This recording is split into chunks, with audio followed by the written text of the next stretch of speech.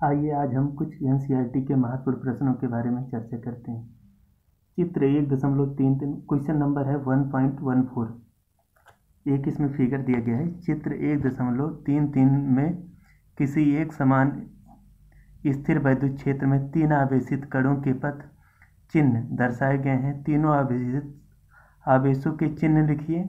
इनमें से किस कण का आवेश संहति अनुपात सर्वाधिक है। देखिए ये दिया गया है, एक समान वैद्युत क्षेत्र की तीव्रता है, एक धनावेशित प्लेट है और एक ऋणावेशित प्लेट है। इसमें तीन किरणें, एक पहली किरण, दूसरी किरण और एक तीसरी किरण गतिमान है। तो क्वेश्चन है कि पहली, दूसरी और तीसरी किरण पर कौन सा आवेश होगा, हमें ये ज्ञात करना है। दूसरा क्वेश्चन है कि किसका Q/m का अनुपात सर्वाधिक होगा। चलें आइए हम बात करते हैं कैसे हम निकालेंगे, क्या करेंगे। देखें, चूंकि किरण 1 और 2 धनावेशित प्लेट की तरफ मुड़ रही है, किधर मुड़ रही है, धनावेशित प्लेट की तरफ।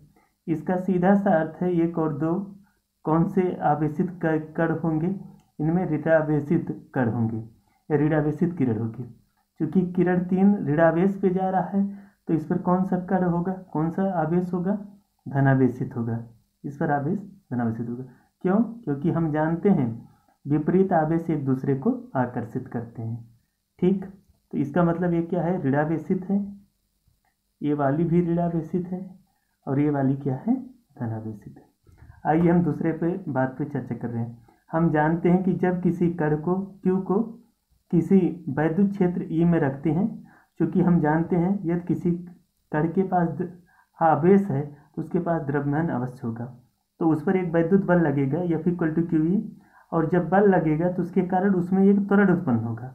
और चूंकि उसके पास द्रव्यमान m है, त्वरण a हो गया, तो ये का मान क्या हो जाएगा, QE/m। अर्थात उस कण पे जो त्वरण उत्पन्न होगा उसका मान क्या होगा, QE/m।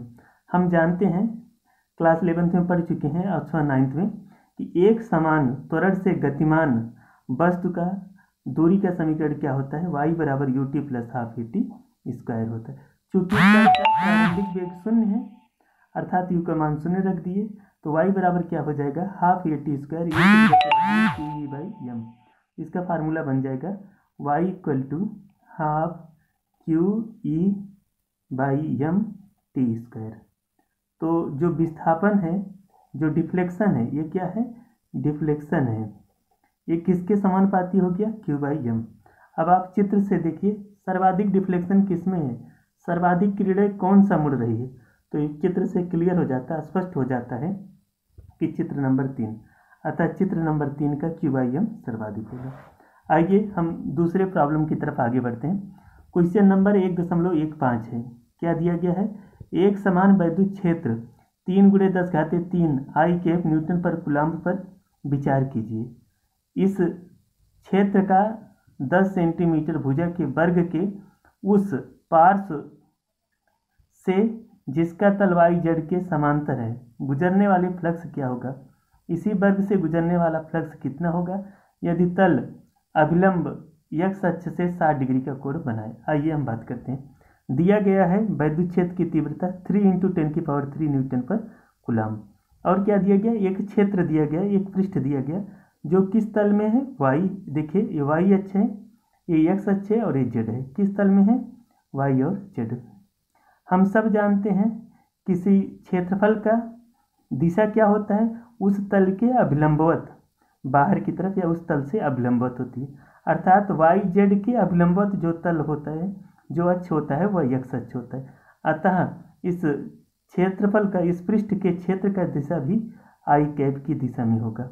और हम जानते हैं 10 सेंटीमीटर का वर्ग है तो इसका क्षेत्रफल क्या देगा, 10 × 10 माने 100 सेंटीमीटर स्क्वायर। और इसी 100 सेंटीमीटर स्क्वायर को अगर हम मीटर में बदलेंगे तो इंटू क्या कर देंगे, 10⁻⁻⁴, और ये बन जाएगा 10⁻⁻² मीटर स्क्वायर इंटू I। और हम क्या जानते हैं, फ्लक्स फाई बराबर क्या होता है, ई डॉट ए। तो ई और ये दो के दोनों हम जानते हैं, आई डॉट आई का मान क्या होता है, 1।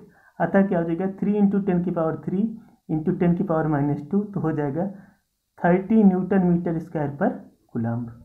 और हम सब ये भी जानते हैं कि यदि वैद्युत क्षेत्र की तीव्रता और पृष्ठ के क्षेत्रफल में थीटा डिग्री का कोण है तो वैद्युत फ्लक्स क्या होता है, फाई बराबर क्या हो जाता है, ई ए कास थीटा।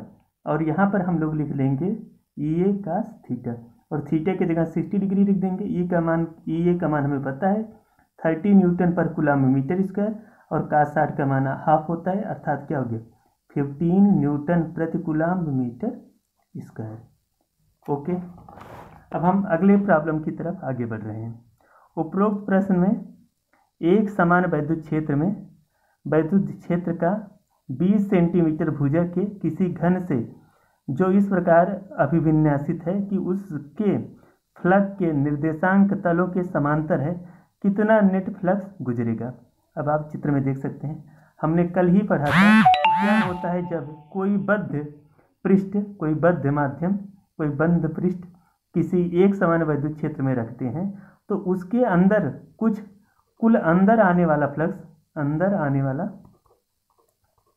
फ्लक्स का मान बाहर जाने वाले फ्लक्स के मान के बराबर होता है। अतः जो संपूर्ण फ्लक्स होगा, नेट फ्लक्स होगा, उसका मान क्या होगा, 0 होगा। आइए एक दूसरे प्रश्न पर हम चर्चा कर रहे हैं। किसी काले बॉक्स के पृष्ठ पर विद्युत क्षेत्र की सावधानी पूर्वक ली गई माप यह संकेत देती है कि बॉक्स के पृष्ठ पर गुजरने वाला कुल फ्लक्स 8 × 10³ न्यूटन मीटर स्क्वायर पर कूलम स्क्वायर है। तो पूछ रहा बॉक्स के भीतर नेट फ्लक्स कितना होगा, नेट आवेश कितना होगा, नेट आवेश कितना होगा। दूसरा क्वेश्चन क्या है, यदि बॉक्स के पृष्ठ से नेट बहिर्मुखी फ्लक्स 0 है तो निष्कर्ष बताइए कि उसके बॉक्स के अंदर कितना आवेश होगा। क्योंकि हमें पता है गाउस प्रमेय से फाई बराबर क्यू अपान एप्सिलॉन नॉट होता है, तो क्यू बराबर क्या हो जाएगा, फाई एप्सिलॉन नॉट।